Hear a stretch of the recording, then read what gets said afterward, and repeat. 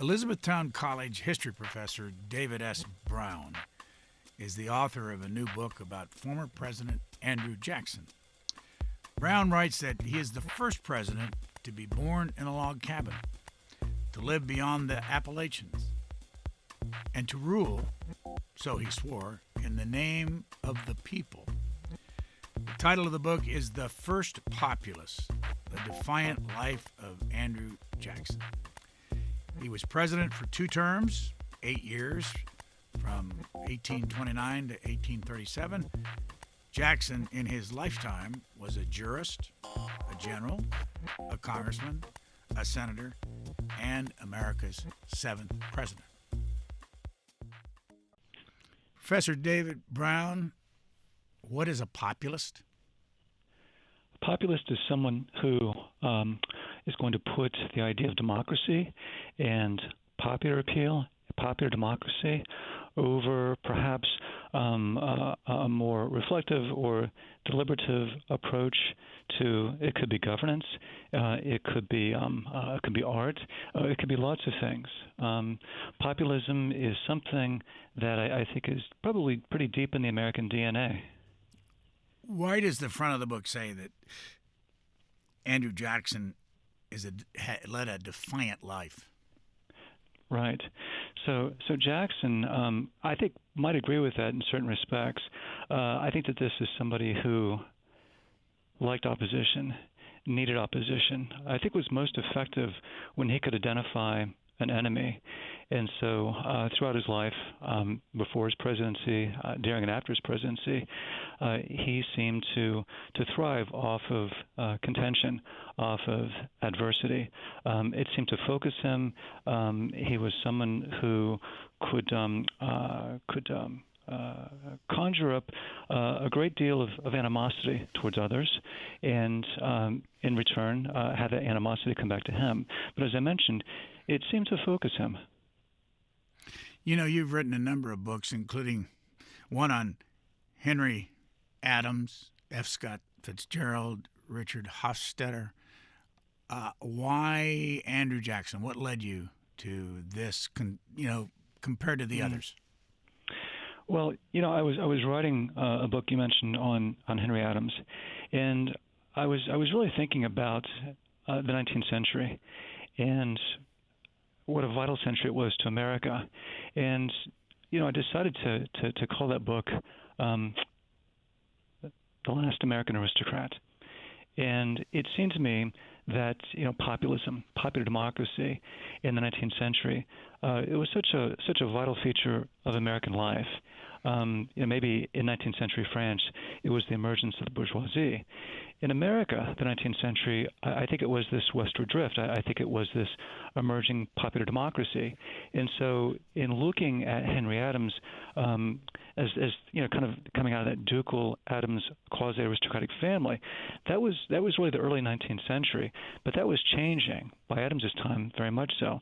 And finishing that project, I was interested in looking at Andrew Jackson, someone who I think embodied, didn't create it, but he sort of embodied the emergence of that system of popular politics, which so I think profoundly displaced the Adams family. If you come to Washington, there's the Hay Adams Hotel, and about 100 steps closer to the White House is the Andrew Jackson statue. Yes. Why do you think? Go ahead. No, it's a great observation. Our statue culture is interesting. We know Andrew Jackson in many respects. One is for the bank war, and in Nashville, there's a branch of the Federal Reserve, and it's not very far from a Jackson statue. And of course, Jackson was a great enemy of that type of financial centralization. In your acknowledgments in the back of the book, you say that your interest in Jackson started in graduate school. Mm-hmm. Why? So I was looking for a project. I was at an Ohio institution, the University of Toledo, and I wanted to do something local. And so I fell upon the Whig Party in Ohio. And the Whigs came about in the early 1830s as an opposition party to Andrew Jackson, to the Jacksonians. And that was my real introduction to the Jacksonians and to Jacksonian politics. So it came out of graduate school, but it's something that's always kind of there. If you study American politics, then issues, questions of populism are always going to be there, and you just can't get away from looking at the 19th century, and you can't get away from somebody like Andrew Jackson. What does it mean to you that a portrait of Andrew Jackson has been in the Oval Office for the following four presidents: Lyndon Johnson, Ronald Reagan, Bill Clinton, and Donald Trump? It tells me that despite Jackson's the controversial nature of his presidency, that he has been, up until recent times, last couple of decades, a fairly ecumenical political figure, meaning, of course, that the Republicans and Democrats have or had, in some sense, both, sort of agreed that Jackson was a national hero. In other words, kind of where Jefferson went, and kind of where Washington and Lincoln went as well. Not so much Democrats or Republicans, but these figures had become national figures. Jackson had become that. When he was 21, you say in your book that somebody named Waitstill Avery and Jackson got into it over what?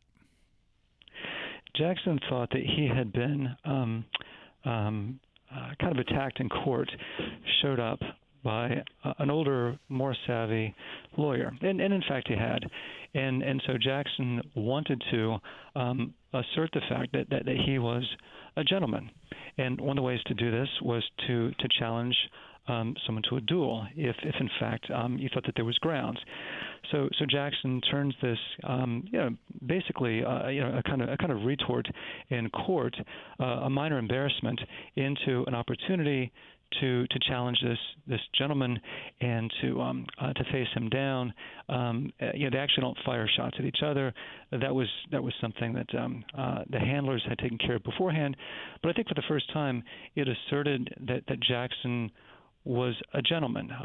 He had attempted to do this in other ways, purchasing land. He had begun to purchase enslaved people. He was looking to involve himself in the military, the militia in Tennessee, and a duel was all part of that kind of growing up process for Jackson, to be taken seriously as a gentleman. Avery was 47. Jackson was 21. Yes. One could argue that there was not a lot of honor in Jackson pushing for this duel. Avery was also an accomplished figure, and perhaps for that reason, all the more, made Jackson all the more eager to challenge him. Jackson may have also had a sense that he could get by with this without there actually being bloodshed, without actually, firing at Avery or having Avery fire at him. One can speculate if it didn't turn out that way, if in fact they did actually go through with the duel and fired each other, not just up into the air. And if Jackson had killed Avery, then perhaps that might have nipped Jackson's budding career right there. How does it turn out that you agree not to point the gun at each other? Handlers. You've got seconds, and these gentlemen are working behind the scenes. It was pretty evident that in this case, the offense really wasn't that considerable, and neither man was really looking for to risk their lives, and so it probably would not have been very difficult in this case for the seconds to have reached an agreement that both gentlemen had recognized the integrity of the other, and therefore to go through with the protocol to meet, but when it was time to fire, both had agreed to fire up into the sky. Before we go on, Elizabethtown College is where? It is in Lancaster County, Pennsylvania. How long have you been there? I've just finished my 25th year at this college. What do you teach? I teach courses in American history. And as someone who went to Wright State University for your bachelor's in Ohio in 90, University of Akron in 92 for your master's, and the University of Toledo in 95 for your PhD, why did you move to Pennsylvania? I moved to Pennsylvania because it was a job. It was a tenure-track position. It was offered to me, and I think I was very fortunate to get it. What was the first thing you wrote in your dissertation? What was that about? The dissertation was on the Whig Party in Ohio. Did you write a book on Thomas Jefferson? I wrote I was still in graduate school and signed a contract to write a reference book, an encyclopedia on Thomas Jefferson. I think you said in your book that Andrew Jackson knew Thomas Jefferson or was alive with Thomas Jefferson. How well did they know each other, and what did they think of one another? They didn't know each other terribly well, but they did know each other. Neither was particularly impressed with the other. When Jefferson was the vice president, that of course made him president of the U.S. Senate. Jackson was briefly in the Senate as a young man, and Jefferson thought that he was erratic, that he was voluble, emotional, and prone to anger easily. Jackson thought that he was being held back because of Jackson's friendship with Aaron Burr. Aaron Burr had been Thomas Jefferson's vice president for one term. There was a bit of a falling out. Burr is probably mostly known for the Burr affair, the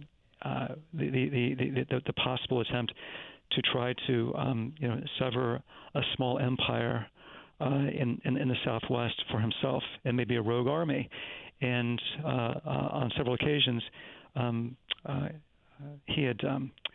Burr had passed through Nashville and had contracted with Jackson for support, for supplies.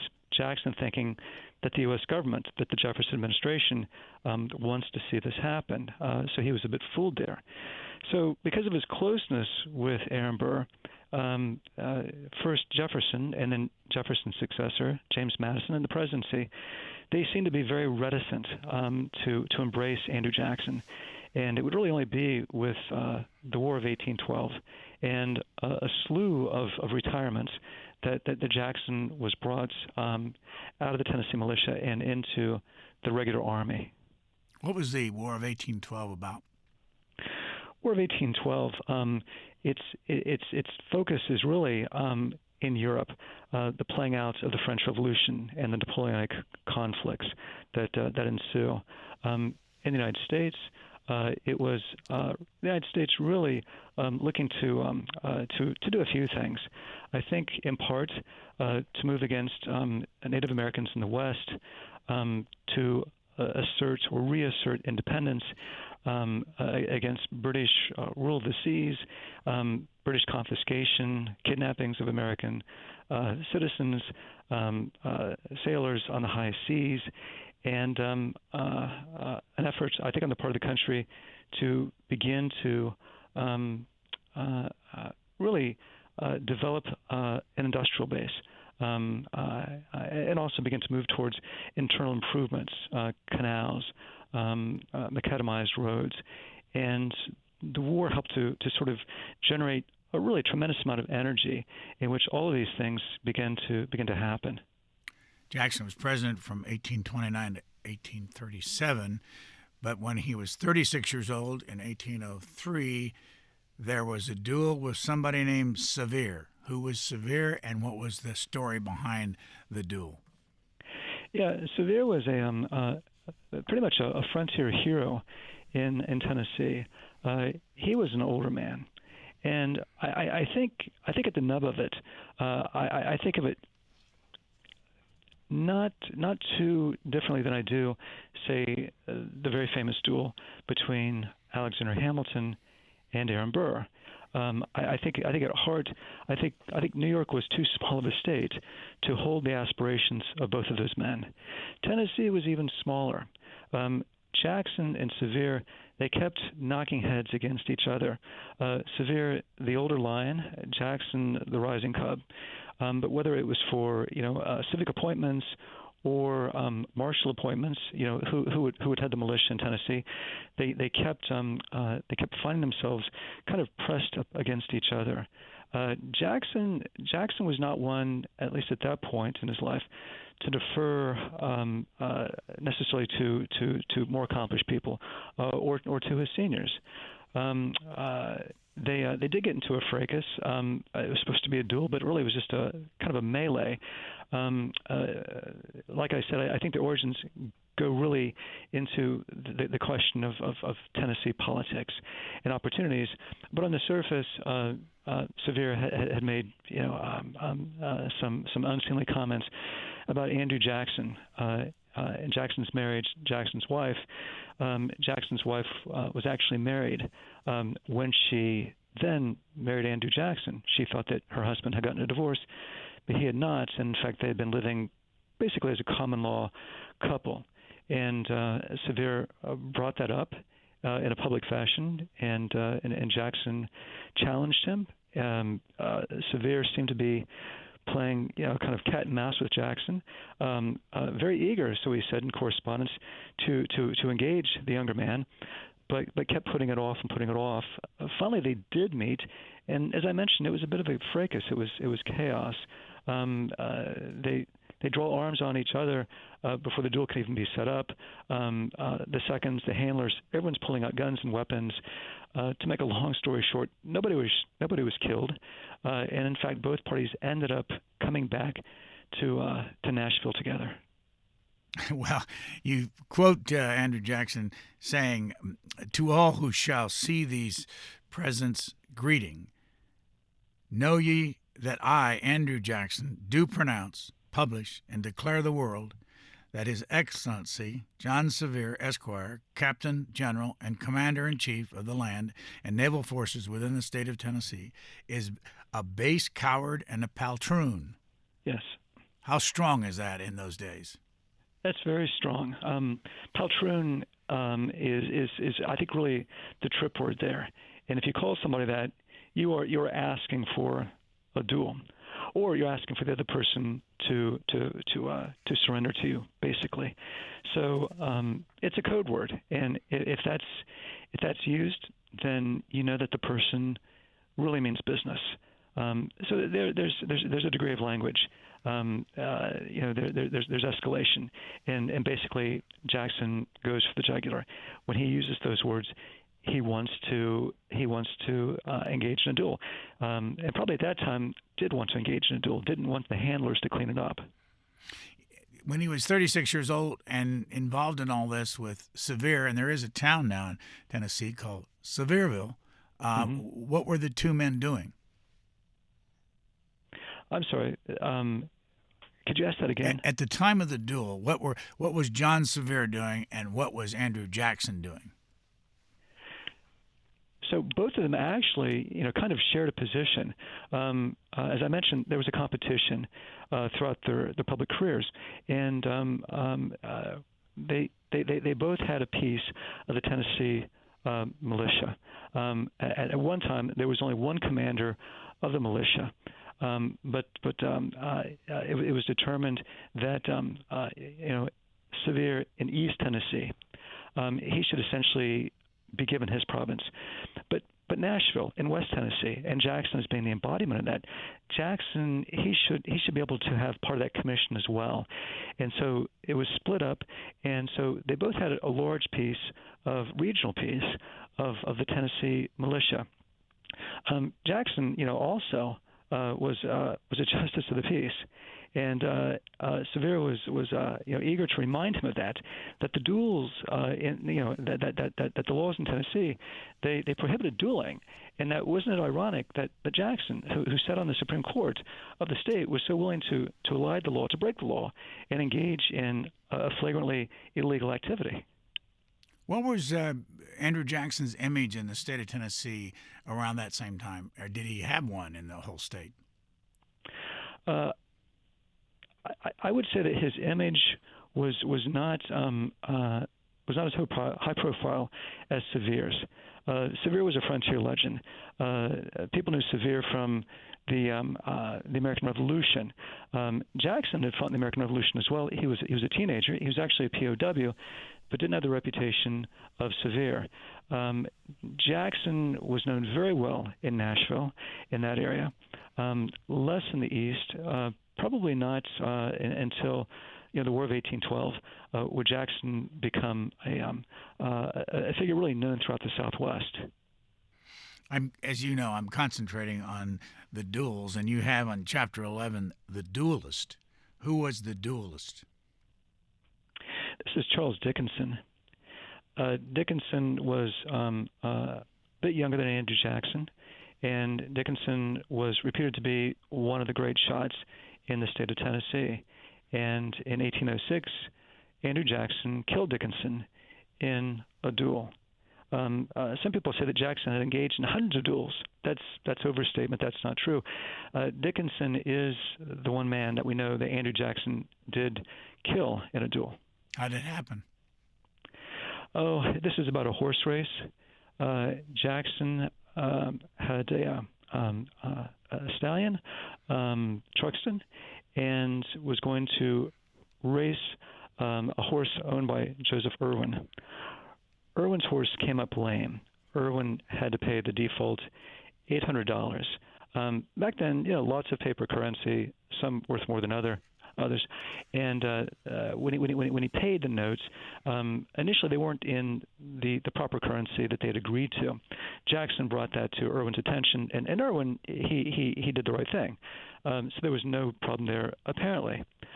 Irwin's son-in-law, Charles Dickinson, got involved in this. And he approached Jackson through a friend. Dickinson asked a friend, see what Jackson's problem is with these notes. Jackson said to this man by the name of Swan that there's no problem here, but yes, the initial notes, they weren't what we agreed to. Swan proceeded to go back and say to Irwin and Dickinson that Jackson was complaining, and Jackson had a problem with the notes, and he was saying things publicly about this. Jackson then called Swan a liar. Swan then said that he will challenge Jackson to a duel. Jackson refused to see Swan, to regard Swan as a gentleman, and so he could not duel Swan. Instead, Jackson, who had a colleague with him, went to a tavern where Swan was, and came inside and saw Swan there, and proceeded to cane him, to beat him. This precipitates a duel with Charles Dickinson.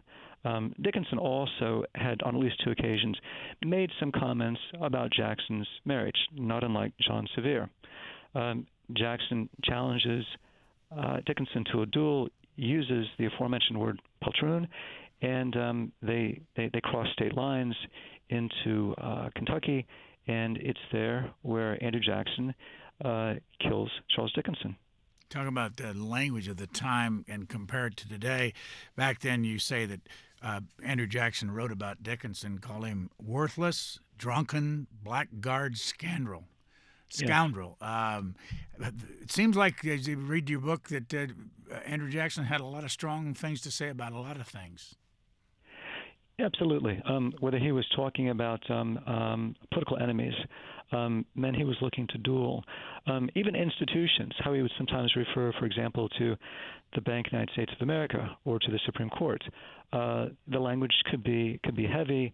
Some of it is sincere. I think as he matriculated higher into politics, I think some of it was also a bit theatrical. When was Jackson first hit by a bullet in all of these duels? That would have been the Dickinson duel in 1806. Jackson recognized that Dickinson was the superior shot, and so Jackson's strategy was not to fire first. I suppose the overriding hope is that Dickinson, not knowing that Jackson was going to fire first, that Dickinson would fire quickly and perhaps miss his target. However, Jackson did understand that he was going to present himself as a target, and he might in fact be hit, and that's what happened. He was hit in the chest, in the breastbone, probably knocked out a couple of ribs, but he was left standing. Dickinson was incredulous. He couldn't believe it. He thought initially he had missed because Jackson was still standing there. He had to toe the mark. Jackson aimed and Jackson pulled the trigger, but there was a misfire, and so there was some feeling later on that at that point Jackson should have said, "Well, okay, let's just call off the duel." But Jackson demanded that, in fact, he would get his shot, and so he pulled the hammer back again, and he drilled Dickinson flush in the abdomen. And a few hours later that evening, Dickinson died. By the way, how long did that particular bullet that Dickinson fired stay in Jackson's body? That bullet stayed in Jackson for the rest of his life. Was it? Excuse me. I heard somebody refer to the fact that the bullet itself splintered, and that it was treated almost like shrapnel. Was there ever any attempt to get any of that out of his body? Not really, not that bullet. It was very close to the heart, and surgeons just didn't want to go in there. Jackson, in a second, you can't really call it a duel, but a real fracas. A few years later, he did take a bullet in the arm, and that was later removed during his presidency. He was 39 when when he killed Dickinson. What do you remember what he was doing at the time, and did that have any public impact on his image in the state of Tennessee? He was a public figure. There was the militia position, for example. In some respects, it had a negative impact. There were people who thought that Jackson was bloodthirsty. There are people who thought that this duel was unnecessary. Charles Dickinson was a lawyer. In some respects, kind of a dandy and kind of arrogant, but had lots of friends. The Supreme Court Justice John Marshall was someone who had tutored him, years earlier. So there were some connections there. And after the duel, a couple of the Tennessee newspapers put out black mourning bunting in print on the pages of the periodicals, paid for by people in Tennessee, Nashvillians, who were mourning the death of Dickinson, and therefore vicariously criticizing Jackson for killing this good man. His reputation did take a bit of a dip. By the way, you mentioned Supreme Court Justice. How many, and I'm jumping ahead, but I'll come back to more duels. How many justices during his 8 years as president was he able to appoint? Jackson appointed 6 justices. How does that compare with other presidents? Obviously, Washington would have appointed the most because Washington had to appoint the entire First Supreme Court. Interestingly enough, William Howard Taft also appointed, I believe, 6. And unlike Jackson, who had 2 terms, Taft did it in a single term. But yeah, to have 6 appointments in 8 years is a very high figure that very few presidents could hope to achieve. Who appointed Taney to the Chief Justice job after John Marshall stepped down? Jackson did that. Jackson, as we discussed, could be a great hater and could inspire great hate in others. On the other hand, he was very close to, he was very tight, and he was very protective of his friends. Taney had been a loyalist. Taney had, I think, done most of the writing for Jackson's iconic bank veto message. When Jackson was looking to finally kill off the bank and find a Secretary of the Treasury who would help him do that, he appointed Taney to that position. And as you mentioned, when Marshall dies, Jackson is going to, again, stand by Taney, move him up in the system, and he becomes the Supreme Court Justice. But Dred Scott, the decision that Chief Justice Taney was responsible for, came some years later. Did he have any decisions while Jackson was president that were controversial? the decisions that the Taney Court will make are going to be seen as decisions that are going to generally favor the South, generally favor an agrarian states' rights perspective, the plantocracy. And so Jackson, in appointing Taney, and doing some other things when he was president, coveting, for example, Texas, where slavery would begin to expand, recognizing the nation-state of Texas in the last days of his presidency. That action, combined, for example, with the Taney Court, and also combined with other things.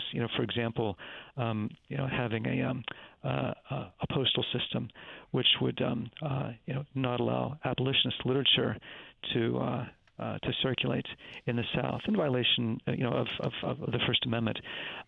These are all things that historians look at, and they point to the Taney Court and say, it really had Jackson's stamp on it. It had the stamp of somebody who was interested, despite the fact that he very much viewed himself as a nationalist, but someone who did operate from a Southern persuasion. Go back to the beginning of when you thought you wanted to do Andrew Jackson as a book. How did that process start? The process started with me beginning to read Jackson's primary source material, his letters, for example. There are two collections, and then also looking at the collections of people who were close to Jackson, family members, politicians, Martin Van Buren's memoirs, for example. And beginning to formulate, kind of a notion, a feel for Jackson the individual, Jackson the family man, Jackson the politician, and of course not just the life but the times as well. At that point, I then also began to dip into a lot of the secondary source material, some of which I was familiar with. As I mentioned, as we talked about earlier, I'd done work on Jackson in that period in the Whigs when I was in graduate school, and since graduate school, I teach a course on the topic and stayed up with historiography. So I began to immerse myself in the primary and the secondary literature. When did you start this? I started the project in January of 2017. And how much research time did you spend before you began writing? Probably about nearly 3 years. Can you remember, as the process unfolded, when you did or how you changed your mind about what you thought Andrew Jackson was about? I think that was early. Reading through Jackson's public papers and reading through Jackson's correspondence, it began to dawn on me that Jackson was not merely this frontier ruffian, but he was also very savvy, very, very canny. He had two brothers. He was the youngest. His mother saw something in him, a mental spark or something. And so it was Andrew Jackson, of all of the Jackson boys, who was predestined, supposedly, to go to the pulpit. His mother wanted him to become a Presbyterian theologian because that would require a certain amount of education, of learning. And she thought that he, more so than his brothers, had that. In these public papers, Jackson could really frame an argument. Jackson could really play fast and loose with details. That's not always edifying, but it takes a certain temperament, a certain mind to be able to do that. And so Jackson was much more of a thinking creature than I'd anticipated going into the project. You say that his closest compeers are Theodore Roosevelt and Richard Nixon. Where do you get that idea? I think with Nixon, what jumped out at me was that Nixon obviously had an enemies list, whether they were journalists or politicians, but people he thought that were a bit out to get him. With Jackson had that sense of paranoia. Jackson also had his own enemies list. His was mental. He carried it up in his head. But as I mentioned before, he was very effective with it, probably more effective than Nixon. It helped to focus his thinking. The comparison with Theodore Roosevelt is I see in both men this kind of desire to have an aspirational presidency, to do great things, to be significant. Both men had quite the ego. Both men, I think, had a good sense of their popularity, how much they could get away with. Roosevelt, we don't think of Theodore Roosevelt in the same type of contestation that we do Andrew Jackson. But there was a side of Theodore Roosevelt. He could be very diplomatic, but he could also be very pointed, very direct, and a real savvy political manipulator. You can't get that high up in the system without some of those skills. And I think I see a bit of an overlap there, even temperamentally, between the two. Roosevelt, East Coast, but very much interested in portraying himself as someone from the West, a hunter. You say he might be paired with Douglas MacArthur. Why? MacArthur was regarded by some as a very cavalier, too off-the-cuff general, someone who had aspirations, maybe beyond the Constitution. I'm not sure if that's fair or not, but Franklin Roosevelt thought that was the case, and he thought that in a famous phrase that Douglas MacArthur was the most dangerous man in America. These were words that Andrew Jackson had heard when he was president, that Jackson was this military hero that some saw as a chieftain. People worried about his popularity as a military man and whether he could parlay that into political success. But then maybe when he achieved political success, then he would elide the Constitution. He would make himself really above the Supreme Courts, above Congress. And in that sense, I think that Franklin Roosevelt saw a little bit of a military chieftain in Douglas MacArthur. When he was 46, back to the duels, Thomas Hart Benton. This was in 1813. What was he doing then, and how did he have a duel with Thomas Hart Benton? This is the War of 1812. And Jackson had just returned to Nashville. He had been in Natchez, Mississippi, with an army. On the way back, there was a brigadier inspector, Billy Carroll, who got close with Jackson. He was a young man. Jackson liked his company. This aroused jealousy among some of the young officers, including one Jesse Benton.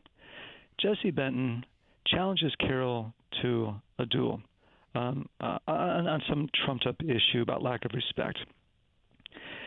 Carroll goes to Jackson and asks him to be his second. Jackson says, "Oh, come on, I'm too old for this," and he tries to patch things up, but he can't do it. So he incautiously agrees to serve as the second. The duel goes off, and the bottom line is Jesse Benton gets hit in the bottom. This was not life-threatening, but it was embarrassing. Not long after that, Jackson gets a letter from Jesse Benton's brother, Thomas Hart Benton, who says that Jackson had no business being part of this, that there's a war on, we should not be fighting each other, and that Jackson should have prevailed his opinion as the calm older man. Well, calm, that's a matter of perspective. Benton also said that Jackson had conducted the affair of honor in an unfair manner. And he said that he was not seeking a duel with Jackson, but he would not go through with one if Jackson preferred. Jackson replied back, defending himself and saying that he too was not seeking a duel, but if it's what Benton wanted, he would take up his pistol and do what was right. This is all going to lead to fracas between the two men. Jackson gets wind that Benton had been publicly saying that Jackson should have had no business engaging in this duel, that he should have ended the duel, but it had let things go on too long. Jackson declared that since he had been publicly impugned, the next time that he saw Benton, he was going to horsewhip him. He learns that Benton is in Nashville, staying at the City Hotel. Jackson, saying that he must pick up his mail, leaves his home, and it's about 12 miles east of Nashville, and with a friend goes to Nashville, puts himself up at the Nashville Inn, and collects his mail, and notices that Thomas Hart Benton is conspicuously in the doorway of his own hotel, and walks over, and they begin to fight. Jackson pulls out a gun. He says Dickinson was reaching for his. Who knows at this point? When Jackson pulls out his gun, he's not aware that Jesse Benton was also there, and Jesse Benton fires shots. Jackson is hit in the left shoulder and in the left arm, and Benton is able to make his escape. Both Bentons do. There's a bit of fighting outside, but they're able to leave the scene. Jackson is brought to the inn, and rumor has it that he bled through a couple of mattresses. Doctors were there and recommended that the arm be amputated. Jackson refused that, and as I mentioned earlier, the bullet's going to stay in his arm until 1932. That's during his presidency, when it had moved enough away from the bone, close enough to the skin, that a surgeon felt that he could get it out, and did so. Just to check, you said 1932. You meant 1832. Yes, thank you. Was it? Do I understand this right? Jesse Benton, Thomas Hart Benton's brother, is the one that fired into his arm? Yes, fired 2 shots. So it wasn't Thomas Hart Benton that shot him. That's right. And how do you, in your research, how do you carry all that lead in your body from the first shot from Charles Dickinson to the second shot from Jesse Benton and not have it affect your body? Well, there are people who argue that it did affect the body, that there might be several reasons for Jackson's intemperate actions, and perhaps the fact that he was, as you put it, carrying so much lead in his body, perhaps that did have an impact. He was a temperamental man, and we know that he did suffer physically for a number of reasons, but one would be the wounds. He lived into his 70s. He was at that time the oldest president, and these were old wounds by the time that he reached that office. I want to make sure that our listeners know that the book is a complete biography of Andrew Jackson. We're just concentrating on some of these areas because we only have an hour to talk to David Brown, who is at Elizabethtown College. When you are in the classroom, how often do you teach Andrew Jackson? Every fall, I teach a course on U.S. history to 1877, and there's always one day that is set aside for the Jacksonian period. What's the reaction of students when you talk about Jackson? I think they're bemused. They might know a little bit about Jackson, but to go into some of the detail about the personality, about the duels, for example, I think for them it's just astounding that somebody like that could be president. That this could be for much of our history, a heroic figure. Has anybody, by the way, ever done a book just on the number of duels he's had and those beyond the ones that you read about? I don't believe that there's a book simply on Jackson's duels. There is, a good book written about 20 years ago, Affairs of Honor, by a historian, and she looks at dueling culture.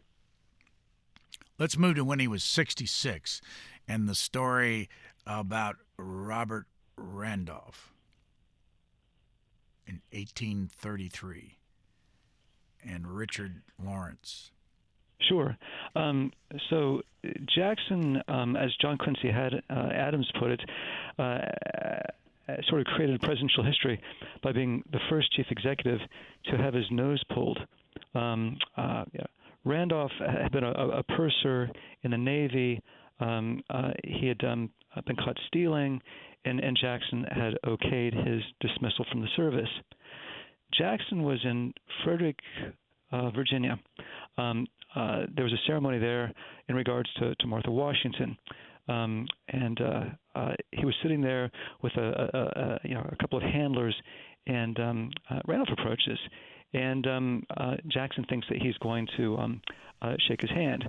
Randolph is taking off his gloves, and in fact, Randolph reaches over and he grasps Jackson by the nose, and he tweaks it, and apparently it produced bloodshed.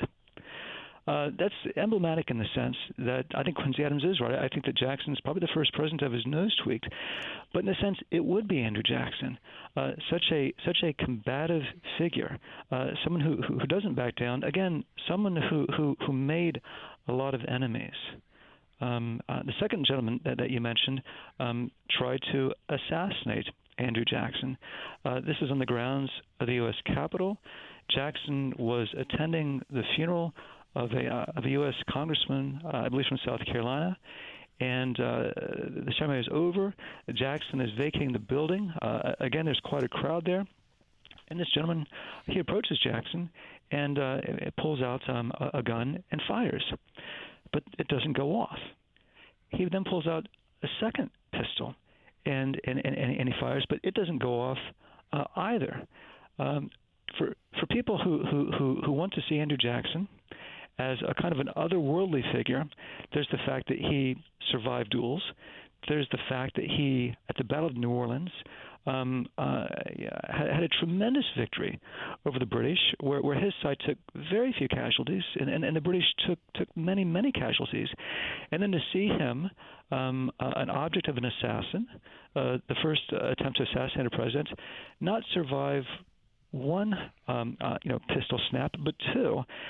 This seemed to suggest to some people that Andrew Jackson had truly the blessings of God, that Jackson was, in a sense, an immortal figure. This gentleman, he was very quickly subdued. In fact, Jackson had a cane with him and looked like he was eager to bash the man as well, whether to protect himself or just out of some defiance. The man was taken away and eventually declared to be insane and spent, I think about 25 years or so in an asylum until his death in about the early 1860s. Near Memorial Day in the Saturday Wall Street Journal, you had a huge review. It took up almost, it was on 3 different pages, but there's a big graphic of Andrew Jackson. Review written by Richard Norton Smith. What impact did that have on the sale of your book, and what did you think of the review? I love the review. I thought it was very, very generous. I like the fact that the reviewer told readers about the life of Andrew Jackson, but also the times. I thought it was a very educational review. One could read a review like that and quickly begin to understand both Jackson and his times. As someone who also reads reviews, I'm always grateful when a reviewer in a relative economy of space can do that, can give me an education about an individual or a time period, and I think Richard Norton Smith did that. About the sales, I always have trepidation with sales, so I've not asked my agent or my editor about sales. Professor Brown, why do you write books? I suppose because I find the process of research and writing very addictive. It's not what I expected to do. I thought that I'd get my PhD and I would teach, But in 2000, I began to research and write a book on Richard Hofstadter, and since that time, I've never been without. Usually, balancing a couple of projects. Obviously, they're in different places, but I enjoy the process of researching. I find writing to be a terrific challenge. Putting down a first draft is just this great chore, but I really like the subsequent drafts to go back and put words in, take words out, do a bit of painting. I usually go through maybe 12 or 15 drafts. Who was Richard Hofstadter? Why a book? Richard Hofstadter, to my mind, was the most consequential American historian of the 20th century. I came to Hofstadter actually through a class on the Jacksonian period. Hofstadter had written a book on the rise of really, popular democracy in America, the rise of the party system. And Hofstadter is a very accessible historian, still read today. And there had not been a full biography of Hofstadter. I think I discovered that I'd read everything about Hofstadter that I could find.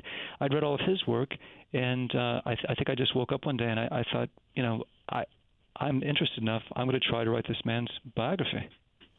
Why a book on F. Scott Fitzgerald? F. Scott Fitzgerald always interested me. I was working on a project on Midwestern historical thinking, and a lot of the research was in Madison, Wisconsin. I spent a few summers there, and one of those summers, I drifted into a used bookstore, and I came across a volume of Fitzgerald's letters, and I was very, very struck with these letters. They were so candid, so raw, and it began to open up things in my own mind about his short stories and his novels. I could see connections there. I think his novel Tender as the Night is the first novel that really made sense to me, that really kind of affected me.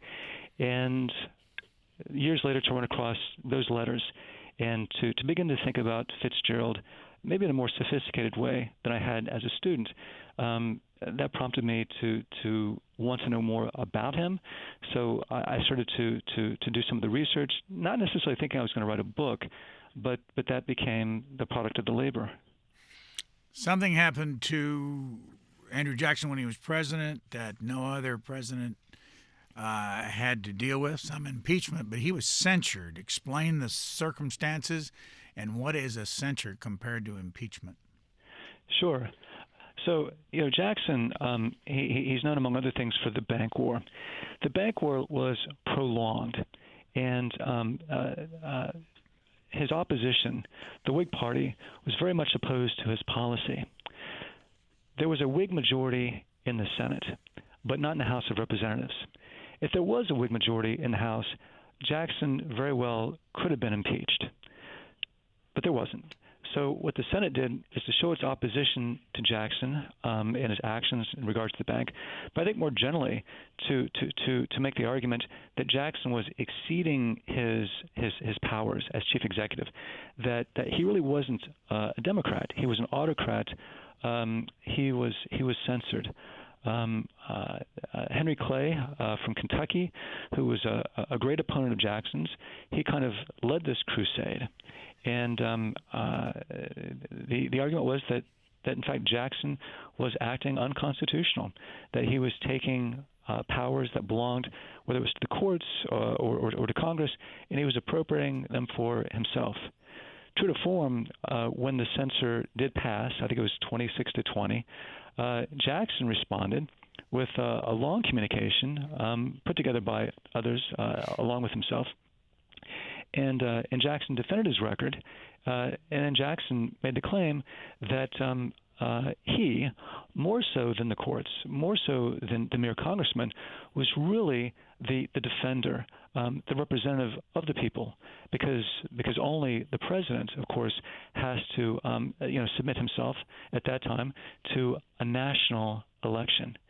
Well, to his opponents, that was the kind of claims that the president was above Congress, that the president was above the courts, that they were so concerned about. You say in your book that Senator Benton, brother of Jesse Benton, who had put a bullet in his arm, who had nearly killed Jackson in a public brawl 20 years ago, proved to be his old adversary's chief defender. How did that happen? Jackson got political aspirations, and Jackson realized that he needed to make friends. Jackson was in the Senate on two occasions, one as a young man, and then a second time in the early 1820s with presidential aspirations. He was on a committee. He was heading a committee, chairing a committee, and Benton was part of that committee. Jackson sees Benton in the Senate, and he walks over, and he lets him know when the committee is going to be meeting, asks about his family, and Benton's reply is cordial. And so the two men begin to get along, and Benton will become one of Jackson's great defenders in Congress. Before we wrap it up, I have a couple of. One is not so minor. The other one, if it was me, I wouldn't be very happy with it. But you referred to something that I've never read before about Jackson, and that is he had a serious tooth problem. Did he lose all his teeth? I believe he lost all of them. Washington, you might know, had teeth problems as well. And Adams. And Adams as well. Well, actually, I think most of them did. So Jackson was not immune from that. We talk about his behavior. We talk about the effect of having these bullets in the body. Also, Jackson had suffered from dysentery. His teeth were gone. This is somebody who had carried on military campaigns throughout the Southwest. As a younger man, had lived in the field, had a very thin frame to begin with. One wonders about his dietary intake on these campaigns in the Creek War, the War of 1812. Yes, Jackson's health. He lived a long time, but his health was, I think, always, in his adulthood, compromised. You wrote that he was $26,000 in debt. Compared to today's money, that's $935,000. What does that say about him?